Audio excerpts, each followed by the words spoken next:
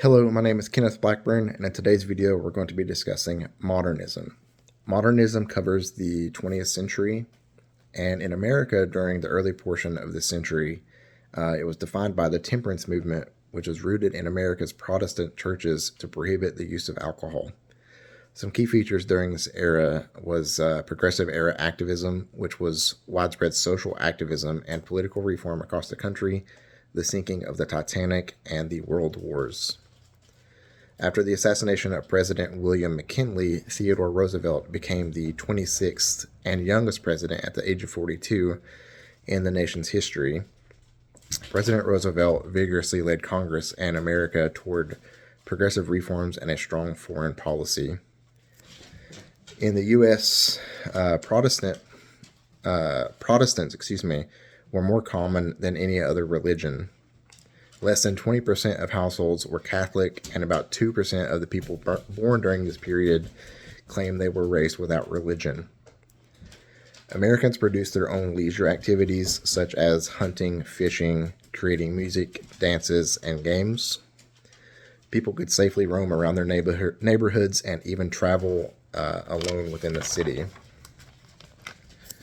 Children as young as 4 worked in American factories, mines, fields, canneries, and tenement sweatshops.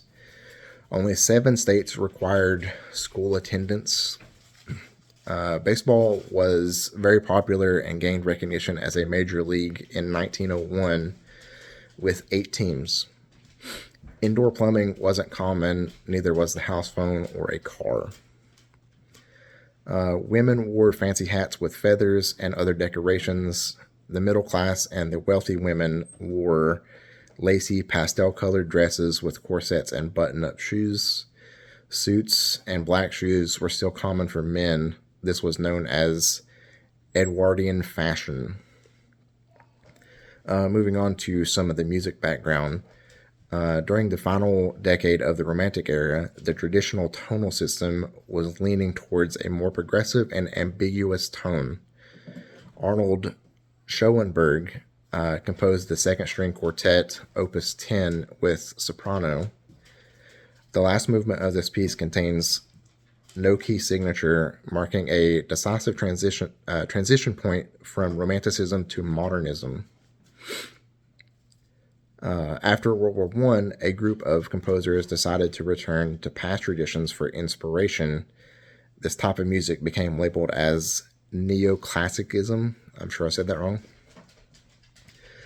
The 1930s proved to be a difficult time for the modernist music scene in Europe. It was deemed as a degenerate music because of its disturbing rhythms and was banned.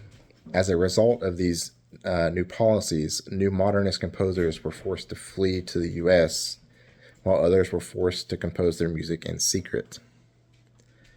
Moving on to my music choices, the first one, I'm sure I'm going to say it wrong, is Erwartung, Opus 17, translates to Expectation, by Arnold Schoenberg, and I'm sorry about the noise.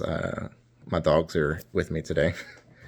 Anyway, the piece captures a vivid sense of a woman's psychological breakdown. After she sets off to meet her lover in a forest at moonlight, only to discover that he is with another. Later, she finds his body covered in blood. The opera singer has a wonderful range, and one is able to feel the agony in her voice during this ordeal. The melody itself can often be off-putting, as if it doesn't want to flow smoothly, but that is what makes it reliable. The second piece I chose is Symphony No. 2 by Charles Ives. He was one of the first American modernist composers. This piece had been publicly postponed for nearly half a century because Ives had been alienated from the American classical establishment. This happened because he combined existing materials to create this unique sonic collage. The third movement, Adagio Cantabile, I'm sure I said that wrong, so bear with me. I find it to be soothing. It's hard to put into words. there seems to be such love and ambition.